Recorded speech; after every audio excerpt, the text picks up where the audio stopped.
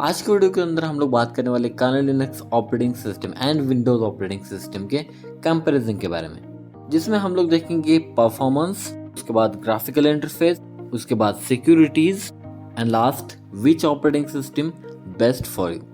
बात करते हैं Kali Linux operating system and Windows operating system के परफॉर्मेंस की। तो मान के चलते हैं कि आपके पास ड्यूल बिट ऑपरेटिंग सिस्टम है, जिसमें आपको सेम हार्डवेयर यानी कि सेम रैम और सेम हार्ड डिस्क या SSD होंगे आपके पास। ठीक है, मतलब आपने ड्यूल बूट में एक Kali Linux operating system and Windows operating system चलाई है। ठीक है, तो as compare to Windows operating system आपको काली लिनक्स ऑपरेटिंग सिस्टम में ज़्यादा स्पीड देखने को मिल जाएगा।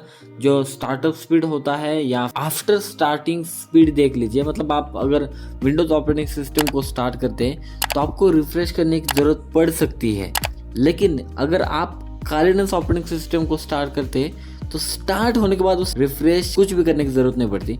डायरेक्टली आप स्टार्ट करके आपका जो काम है वो काम स्टार्ट कर सकते हैं। इसमें आपको रिफ्रेश या थोड़ा देर रुकने की ज़रूरत नहीं पड़ती है। तो परफॉर्मेंस के बारे में अगर बात की जाए ना, स्लैंट कम्युनिटी के अनुसार रैंकिंग के बारे में, अगर लैपटॉप के रैंकिंग के बारे में अगर बात की जाए तो काली लिनक्स की रैंक 27th रैंक पे है और माइक्रोसॉफ्ट विंडोज़ 11 की रैंक 49th पर ऑपरेटिंग सिस्टम को आपको देखने को मिल जाते हैं। तो इसके बारे में आप अंदाज़ा लगा सकते हैं कि परफॉर्मेंस के बारे में आपको काली लिनक्स एज 27 पर मिलेगी, विंडोज़ 11 आपको 49th रैंक में देखने को मिल जाती है। तो एज कंपेयर परफॉर्मेंस के बारे में आपको काली लिनक्स ही बेटर देखने को मिल जाती है, या आप लिनक्स ऑपरेटिंग सिस्टम कोई भी चूज कर सकते हैं परफॉर्मेंस के लिए। ग्राफिकल इंटरफेस के बारे में अगर बात की जाए, अगर काली लिनक्स में ग्राफिकल इंटरफेस देखने को मिल जाता है तो वो बहुत रेयरली होगा, वो बहुत कम देखने को मिल जाता है। तो काली लिनक्स ऑपरेटिंग सिस्टम में कोडिंग देखने को मिल जाती है या फिर आपको एक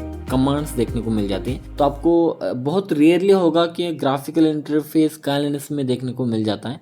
ठीक है, लेकिन अगर आपको ग्राफिकल इंटरफेस चाहिए तो आप best of the best operating system Windows के साथ जा सकते हैं। ठीक है, उसमें आपको बहुत सारे ग्राफिकल इंटरफेस में सॉफ्टवेयर देखने को मिल जाते हैं और वो बनाए जाते हैं विंडोज़ के लिए। ठीक है, मतलब उसमें विंडोज़ ऑपरेटिंग सिस्टम के लिए ही बनाए जाते हैं उस स्पेसिफिकेशंस के हिसाब से। ठीक है, मतलब आपके पास 8 GB रैम होनी चाहिए और 2 GB रैम होनी चाहिए, उस हिसाब से वो सॉफ्टवेयर बनाए जाते हैं। ठीक है, तो आपको जो भी सॉफ्टवेयर देखने को मिल जाते हैं वीडियो एडिटिंग के लिए, फोटोशॉप जैसे आफ्टर इफेक्ट, ये जो सॉफ्टवेयर बनाए जाते हैं ना एडोब के, जो भी सॉफ्टवेयर वीडियो एडिटिंग या कलर मैनेजमेंट या कुछ और एडिटिंग के बारे में होते हैं, तो मेरे हिसाब से वो ज़्यादा से ज़्यादा विंडोज़ ऑपरेटिंग सिस्टम को ज़्यादा से ज़्यादा ध्यान में रखकर बनाए जाते हैं। ठीक है, तो ग्राफिकल इंटरफेस के बारे में मेरे हिसाब से टॉप 1 पर आपको विंडोज़ ऑपरेटिंग सिस्टम ही देखने को मिल जाता है।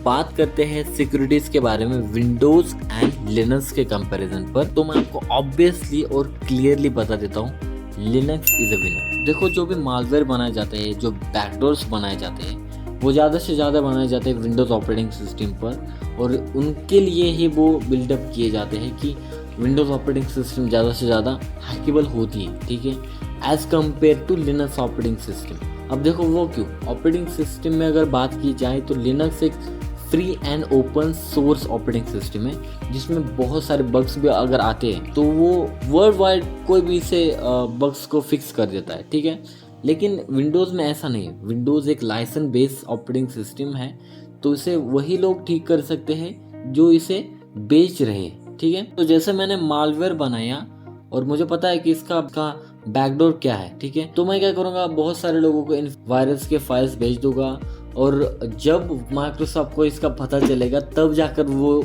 इसका हल ढूंढेंगे, तब तक उनको पता नहीं चलेगा। ठीक है, तब तक तो मैं सारा डाटा कलेक्ट कर रहा हूँगा। सिक्योर रहना चाहते हैं तो ऑब्वियसली आप लिनक्स के साथ जा सकते हैं। Linux is the secure operating system. ठीक है, और बहुत सारे जो आप कंपनीज देखते होंगे या आप जो ऐसे डाटास देखते होंगे, ऐसी कंपनीज देखते होंगे जहाँ पे आपको सिक्योरिटी के बारे में बहुत ध्यान में रखकर किया जाता है, तो आपको वहाँ पे लिनक्स ऑपरेटिंग सिस्टम ही देखने को मिल जाती है। ठीक है, यहाँ तक कि आप माइक्रोसॉफ्ट भी देख सकते हैं, माइक्रोसॉफ्ट भी लिनक्स ऑपरेटिंग सिस्टम का ही यूज़ करती है। सिक्योरिटी के बारे में अगर बात की जाए, आप बहुत सिक्योर रहना चाहते हैं तो मेरे हिसाब से आप लिनक्स ऑपरेटिंग सिस्टम ही यूज़ करना चाहिए आपको। ठीक है, अब यहाँ पे लास्ट में हम लोग बात करेंगे कि हमें कौन सा ऑपरेटिंग सिस्टम यूज़ करना चाहिए। अब देखो, यहाँ पे हर अलग अलग लोगों की अलग अलग रिक्वायरमेंट रहती है। अब किसी को सिक्योरिटी चाहिए तो उसको लिनक्स के साथ जाना चाहिए, किसी को वीडियो एडिटिंग करनी है या फिर आपको कुछ ग्राफिकली चीज़ें करनी है तो आप विंडोज़ के साथ जा सकते हैं। मतलब देखो यहाँ पे ये जो ऑपरेटिंग सिस्टम है ना, वो अलग अलग इंसान को ध्यान में रखकर बनाए गए। मतलब आपको अगर ग्राफिकल इंटरफेस चाहिए या आप ग्राफिकली कुछ चीज़ें करना चाहते हैं, आपको विंडोज़ के साथ जाना चाहिए।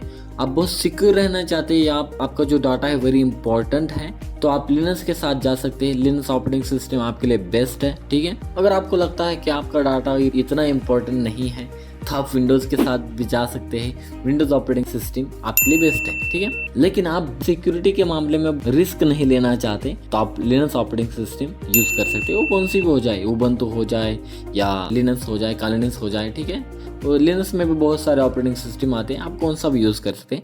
लिनक्स आपके लिए बेस्ट है अगर आप सिक्योर रहना चाहते हैं तो, ठीक है।